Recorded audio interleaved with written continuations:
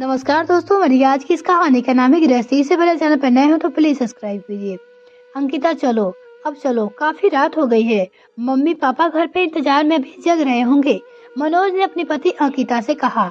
आज वो दोनों अंकिता के मायके डिनर पे आए हुए हैं। अंकिता के भाई आरब की शादी पिछले महीने हुई थी। शादी मेहमान फिर भाई भाभी हनीमून पे चले गए। वहां से लौटे तो भाभी शिखा पग फेरे के लिए अपने पीहर चली गई। अभी 2 दिन पहले ही आई है। तो कमला जी ने अपनी बेटी दामाद को, जो इसी शहर में रहते हैं, रात के खाने पे बुला लिया था। अपने बेटी को बुलाया तो उन्होंने अंकिता के सास ससुर को भी था, लेकिन सासू माँ की कमर का दर्द बहुत बढ़ा हुआ था, इसलिए वह लोग नहीं आ सके। अंकिता शाम को 4 बजे ही आ गई थी अपने मायके। मनोज ऑफिस से सीधे इधर ही आ गया था अपने ससुराल। अंकिता मनोज से इठलाते हुए बोली, सुनिए, आज मैं यहीं भाभी के साथ रुक जाती हूँ। कल शाम को ऑफिस से लौटते समय आप मुझको यहाँ से ले लीजिएगा। अंकिता, तुम्हें तो पता है कि माँ की कमर का दर्द कितना बढ़ा हुआ है। उसको बिल्कुल खड़े भी नहीं हुआ जा रहा है। आज चलो, फिर जब वो ठीक हो जाएगी तब एक दिन के लिए क्या तुम आकर 4-5 दिन रुक लेना भाभी के साथ। अंकिता के पति बोले। मनोज धीरे से अपनी पत्नी से बोलता है, नहीं, मैं तो आज ही रुकूंगी भाभी के साथ। तो बिल्कुल नहीं रही हूँ, आप मैनेज कर लीजिएगा प्लीज। अंकिता मनोज से मनुहार करते हुए बोली। मनोज बेचारा कुछ भी नहीं बोल पाया और अकेले ही घर चला गया। शिखा ने किचन में जाते समय दोनों का वार्तालाप सुन लिया था।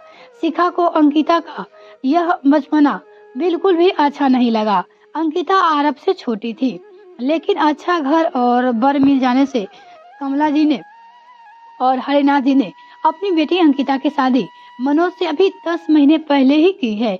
मनोज की एक बड़ी बहन है जो कि अपने पति के साथ विदेश में सेटल हो गई थी, और मनोज के माता पिता बहुत ही सीधे और सरल लोग थे। उन्हीं से गुण मनोज में भी थे।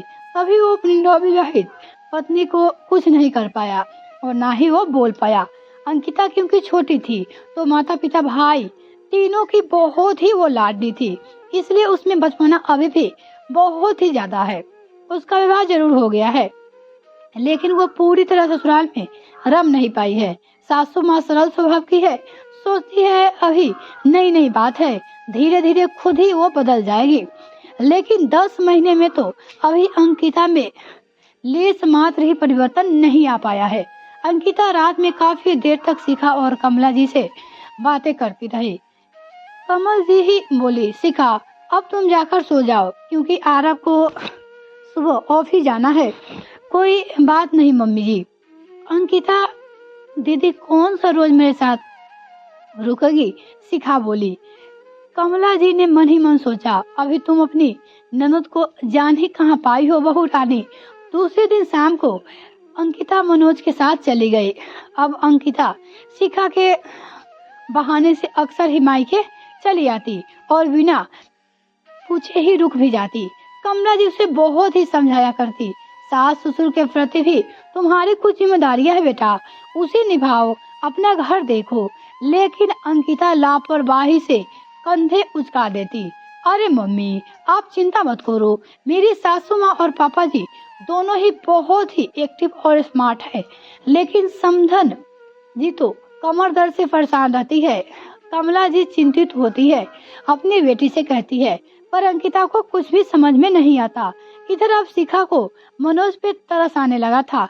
शिखा का पीहर से संयुक्त परिवार है, चाचा का परिवार है और वह लोग साथ मिलजुल कर रह रहे हैं, इसलिए शिखा भी एक जिम्मेदार बहू का फर्ज अपने ससुराल में निभा रही थी। उसे अंकिता का आना बुरा नहीं लगता, बस उसे यह चिंता लगती कि आखिर मनोज और अंकिता भी तो नवविवाहित दंपति है। मनोज का भी तो मन करता होगा कि उसकी पत्नी हर पल उसके साथ रहे और उसका ध्यान रखे और उसके माता पिता को भी देखे। शिखा सोचने लगी। शिखा ने अंकिता को राह पे लाने की ठानी। इसके लिए उसे अपनी सासू माँ यानी कि कमला जी का साथ चाहिए था। उसने कमला जी से बात की। अंधा क्या चाहे, दो आंखें। कमला जी खुद ही बहुत ही परेशान थी और अपने सीधे सरल समझी और समझन के साथ मक्स शर्मिंदगी महसूस करती थी। शिखा का पीहर भी पास के ही कस्बे में था। अब जब भी अंकिता फोन करती कि वह आ रही है तो शिखा अपने मायके चली जाती। अंकिता माँ को अकेले काम करते देखती तो कहती, माँ आप अकेले काम क्यों कर रही हो? भाभी को पीहर क्यों जाने देती हो? अंकिता जब कभी फोन पे हाल लेती तो कमला जी झूठा नाटक करती कि बहू तो बिल्कुल ध्यान ही नहीं देती है। मेरे घुटने का दर्द वही अनदेखा करके जब देखो तुम तब अपनी पीहर जाकर बैठ जाती है। अब इससे आरब को भी कितनी दिक्कत होती है। अंकिता को बहुत ही दुख होता था। उसने मनोज से शिखा की शिकायतें की तो मनोज धीरे से बोला कि इसमें क्या किया जाए सकता है, तुम खुद भी तो अपने अंदर झांक कर देखो। अब अंकिता को अपनी गलती का एहसास हो चला था जब उसकी माँ पे भी थी। मनोज सही तो कह रहे हैं, वह भी तो यही कर रही थी। मम्मी जी के कमर दर्द को नजरअंदाज करके वह भी तो आए दिन मायके में जाकर बैठ जाती थी। मनोज को भी कितनी असुविधा होती है। अब उसने बिना किसी को कुछ कहे सुने मायके जाना बिल्कुल कम कर दिया। मनोज अब बहुत ही खुश रहने लगा था, जिसे देखकर अंकिता को भी बड़ा अच्छा लगता था। अब वो आगे बढ़कर काम करने की कोशिश करती और जो नहीं आता था वो अपनी सास से पूरे मनोयोग से सीखने लगी। खाली समय में सास ससुर के पास बैठकर बतियाने और घर परिवार के बारे में जानती। उस समय में इस बदलाव को देख सास ससुर हैरान थे, लेकिन खुश भी बहुत ही थे अपनी बहू से।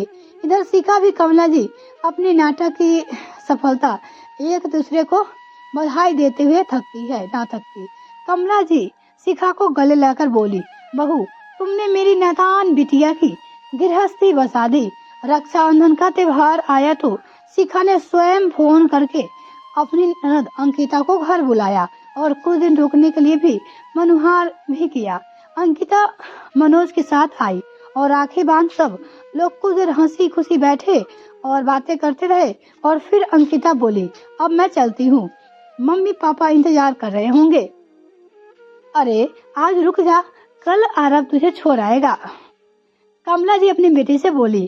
तो शिखा ने भी हाँ में हाँ मिलाई, लेकिन इस बार अंकिता नहीं मानी। बोली, माँ अब मैं समझ गई हूँ कि वही मेरा घर है, वो बोली। कमला जी की आंखों में हर्ष के आंसू आ गए और उन्होंने अपनी समझदार बिटिया को खुशी खुशी विदा कर दिया। आपको क्या लगता है, क्या ये सही है कि बार बार मायके में जाकर रुक जाना और अपनी सास ससुर की परवाह न करना? आप अपनी राय कमेंट में लिखकर जरूर बताइएगा।